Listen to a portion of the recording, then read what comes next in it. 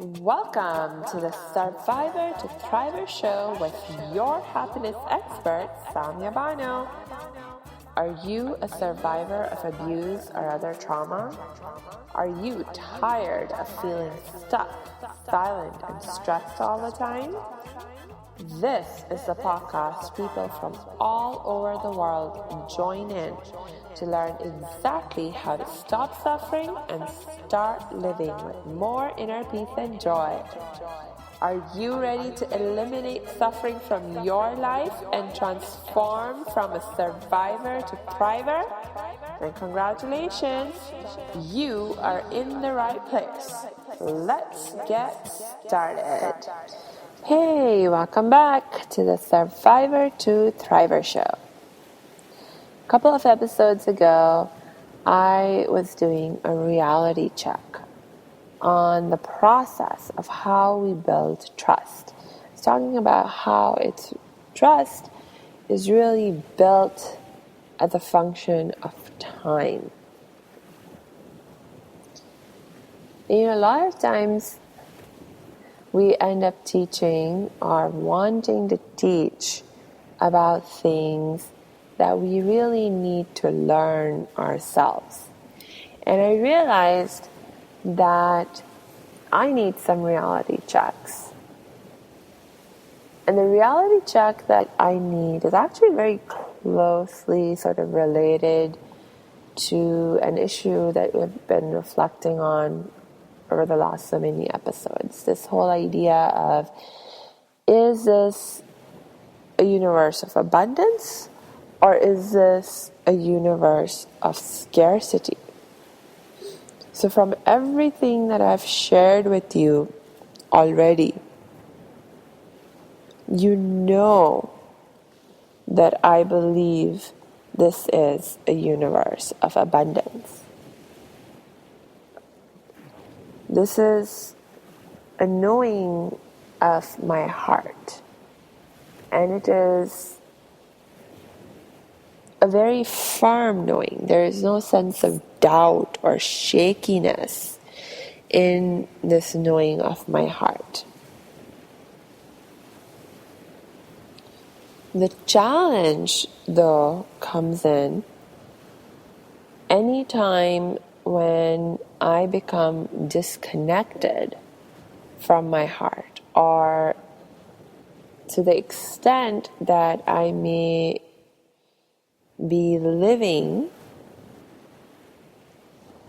not fully connected to my heart at any given moment.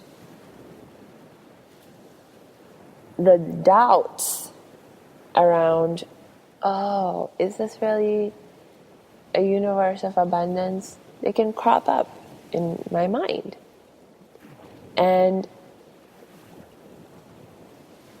I think this is also part of the reality check that I know I need a reminder for. And so this is what I want to reflect on for today. See, it's like, is it the reality of my life that I'm happy?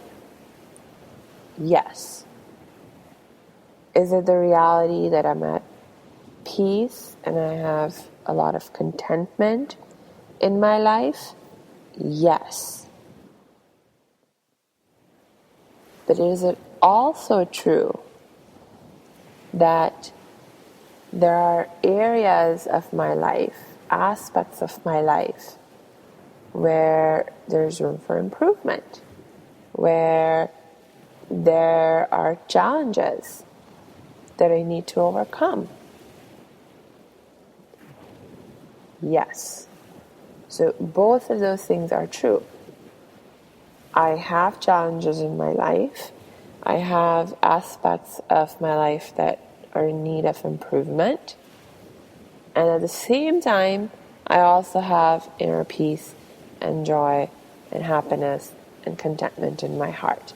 And the two things are not mutually exclusive.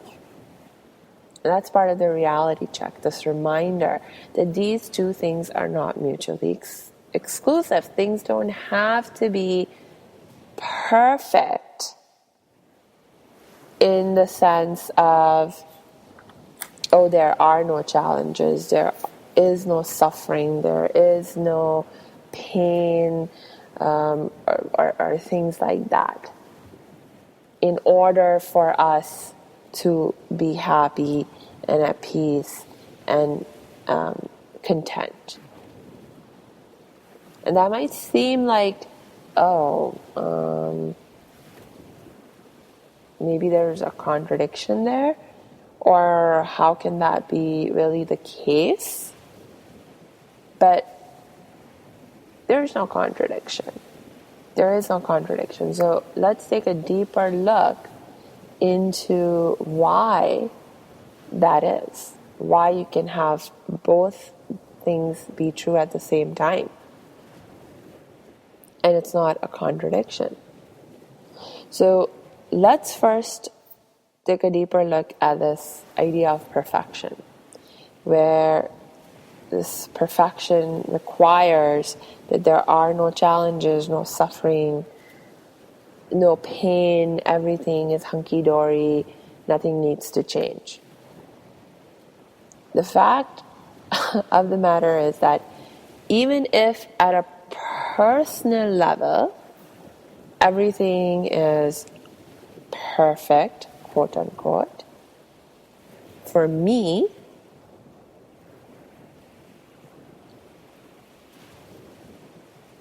there is still pain and suffering that other people are experiencing. It may be other people in my family, or even if it's other people in other parts of the world. There's other living things in our world which are being subjected to different kinds of pain and suffering and destruction. For example, because of human activities, there are a lot of creatures that are going extinct, that are losing their habitats and being forced to live with a lot of scarcity and experience grave challenges and threats to their very existence, because their habitats are being destroyed, because the climate's changing, and all those kinds of things. There's environmental pollution. So much of it, all around us. So even if my personal individual life is quote unquote perfect, there's still all this other pain, suffering, places where there's, problems and things going on. And as long as that is the case, as long as there's any suffering anywhere, any pain anywhere, as long as there's anyone, any place where it's not perfect, the fact of the matter is that my life also cannot be perfect, because we are all parts of an interconnected, interdependent whole. My well-being is directly and indirectly connected to the well-being of everyone and everything else that exists in our world, and even beyond our world, to everything that exists in our universe. So I don't think, to be honest, that it's even realistic to expect that things can be perfect in the world ever. I don't think that's realistic. But at the same time, we can be happy and we can have peace and joy and contentment. And it's real peace and joy and contentment and real happiness. It's not just, I'm putting my head in the sand and ignoring what's wrong, what's not perfect. No, that's not what I'm talking about. I'm talking about real, genuine peace, joy, happiness, contentment in our lives, and being able to experience it right now